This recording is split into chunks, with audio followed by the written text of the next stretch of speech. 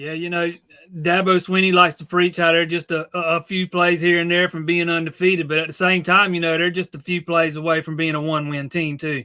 I mean, I think it could have easily gone, the other way in some of those close wins they've had. And as far as what's going wrong with this team, you name it, and it's going wrong when you're talking about the offense. I mean, we're talking about a quarterback who came in with a mountain of expectations on his shoulders, and he is not living up to them at all. We saw him in 2 games last year, 2 starts. He looked phenomenal. Everybody's got their theories as to what's wrong with him this year.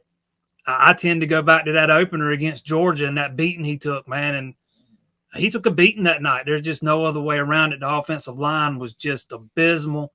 The receivers weren't very good. They couldn't run the ball when they attempted to, and they didn't attempt to very much. And ever since then, he looks like a guy that just does not trust what he's seeing. He doesn't trust his protection. He doesn't trust his receivers.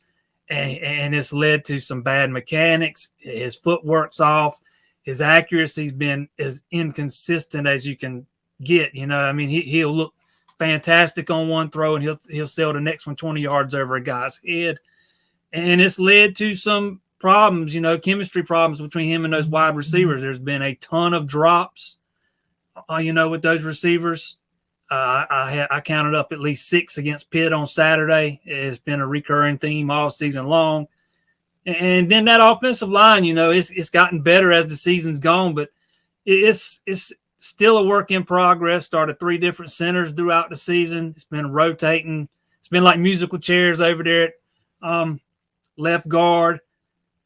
Will Putnam's been hurt at right guard. It's just been one thing after another with this team. And then the injuries. Oh, my Lord, the injuries. There's like 14 guys out for the season, 3 guys left midseason in the transfer portal.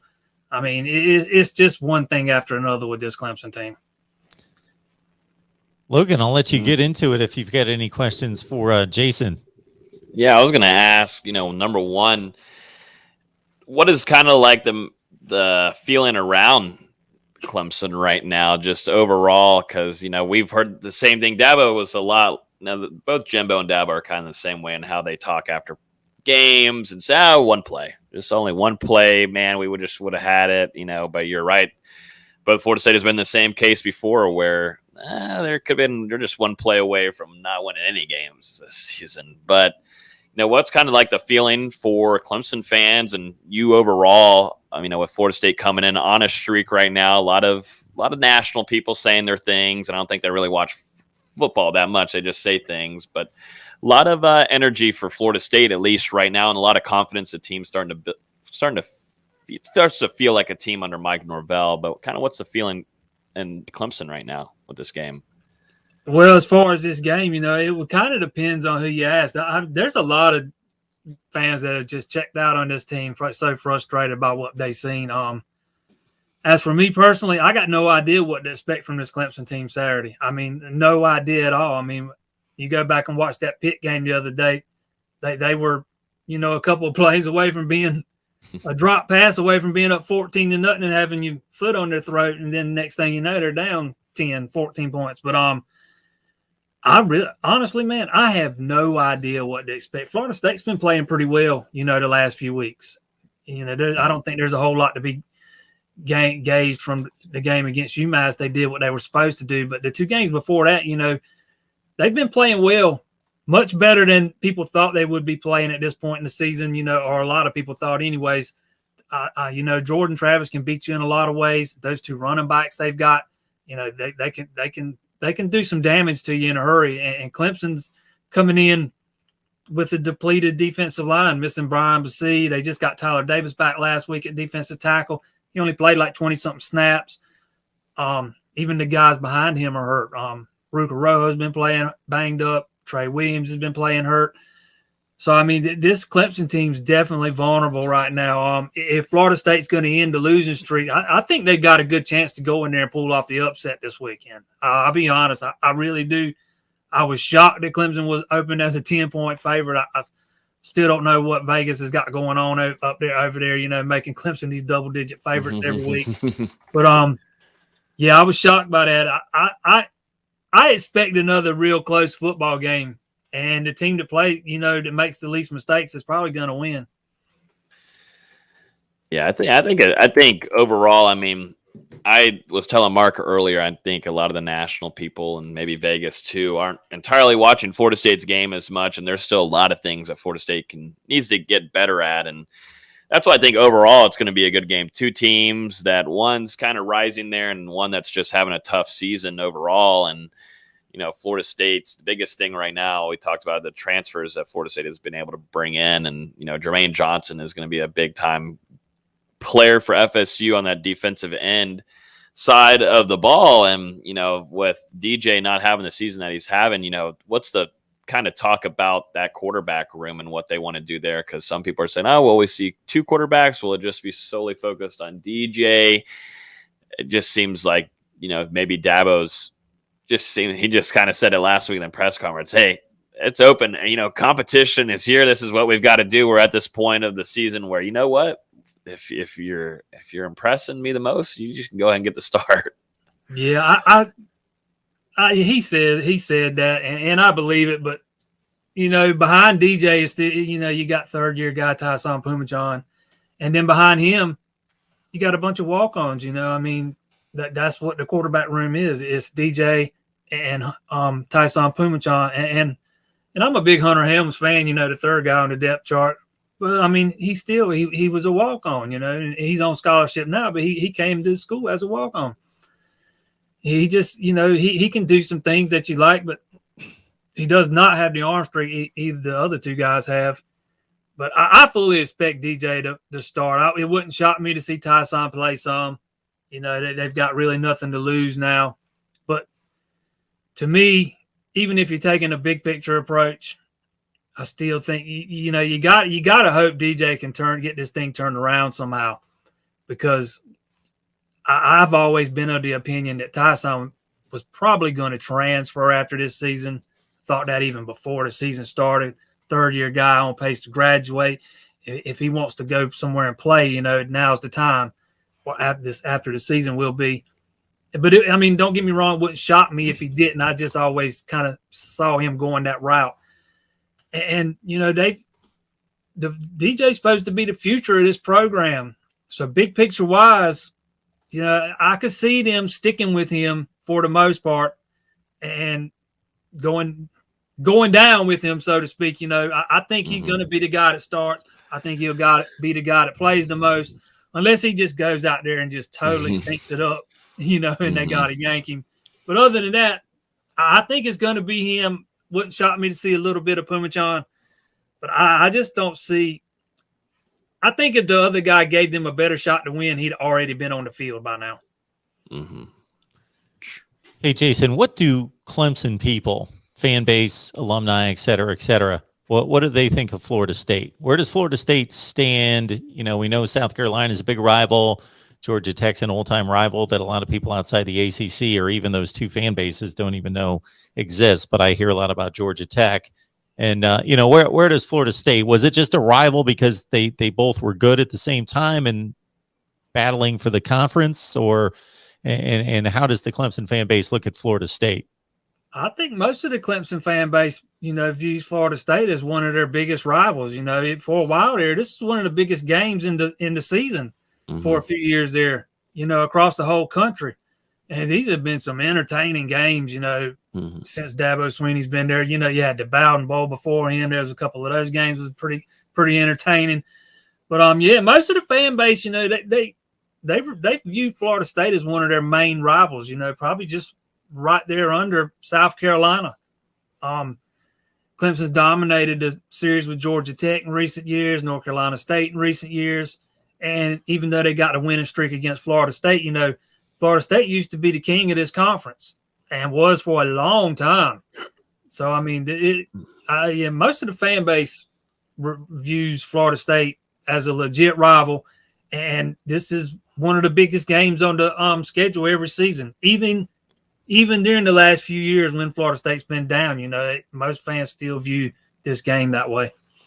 For FSU and us covering Florida State, we're all looking at what, obviously how can Florida State take advantage of Clemson? I do that with every opponent every week, but obviously number one defensively for Clemson, they're no joke whatsoever. I mean, they're playing well this season and they're doing great. I mean, they've got playmakers about everywhere. And now that you got TJ back there, you got him on the defensive line. We'll see how good he's going to be able to go there for the Tigers. But just overall, if there was one weakness on that defensive side of the ball, what do you think that is for Clemson heading into this game?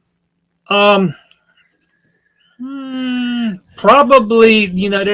probably the interior of that defensive line is banged up as it is. I think that's something.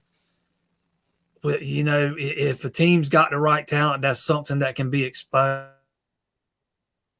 And I'm not sure exactly how close to fully healthy Tyler Davis is, and Trey Williams is hurt and he's still playing.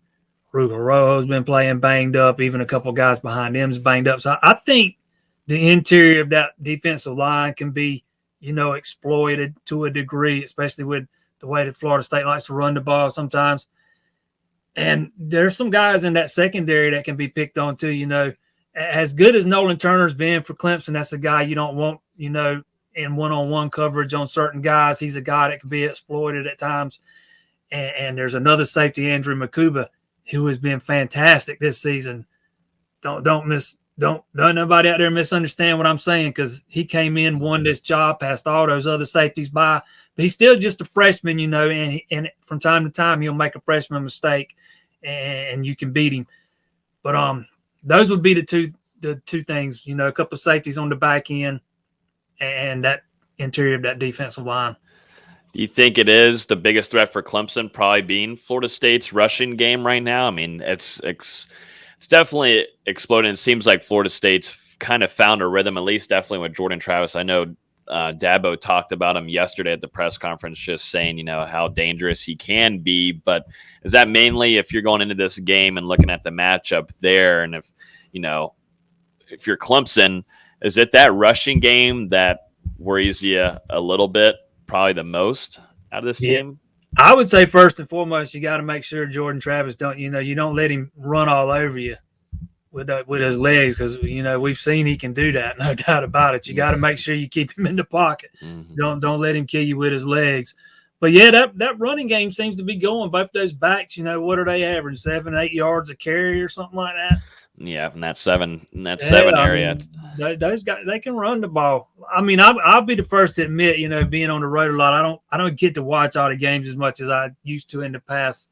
I haven't seen much of Florida State except some highlights here and there, except for one game since the opener. But yeah, it seems to me that would be, you got to slow down that running game, and I would make Jordan Travis beat me with his arm. Yeah, that's what I would think too. That's what Clemson's game plan will most certainly be, because the biggest threat is those legs that Jordan Travis has. But the thing is, I think overall, at least from Tallahassee and everybody talking, it's all about Clemson's defense, and if Florida State can put some points on the board, and we'll see. That's why I think it will be a really good game this upcoming weekend. Magic number's 20. Get there, you ought to be good to go. Yeah, I know, right? I know. Clemson hasn't scored 20 in regulation against a Power 5 team yet. Isn't that crazy? Yeah, they haven't. The only time they got over 20 was in the double overtime game against North Carolina State. Yeah. Wow. Yeah, 5 games in the ACC, plus the Georgia 20, game. Wow. All right. I think they could still be playing against Georgia right now and not have 20. I kept, watching this team from week to week, I see the one self-inflicted wound after another, the missed block on the offensive line, or two offensive linemen blocking the same guy, like on that shovel pass the other day, or the big drop on third down, or DJ overthrowing a wide open guy by 20 yards. It's just one thing after another. The critical penalty on the defense on a third down stop that extends a drive. It's just one thing after another. And for a few weeks there, watching all those self-inflicted wounds, I kept thinking that, this offense is going to come out of it at some point, because you see the talent And you think they can't just keep making these same mistakes over and over and over again. But they sure do, and they sure have. They have it's the same thing week in and week out. And I think, listening to those coaches talk, it's starting to sound like they don't really get it either. It's just starting to weigh on them too. Tony, for weeks we were told, that explosion's coming. It's coming. It's coming. Mm-hmm. Now they'll say, we think it's coming, but we're not sure when it's going to come.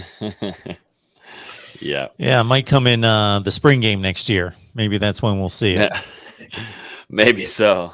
They do got one game left against UConn, so. Well, there you go. There you go. Everybody explodes on UConn. You can't help but, if you can throw it in the air and the other guy can at least catch it, which I know is a problem sometimes with Clemson, you're pretty much, guys are running free in the secondary against UConn every play. So that's not an issue. Florida State Seminoles live right here, the voice of college football. Appreciate everybody being here. Jason Priester, allclemson.com. Get your fill on Clemson football. Be prepared for the game. Know your enemy. Know your opponent. So check in on Jason's work there at allclemson.com. Jason, we appreciate you stopping by, breaking things down for us. Anytime, man. Appreciate it, Mark.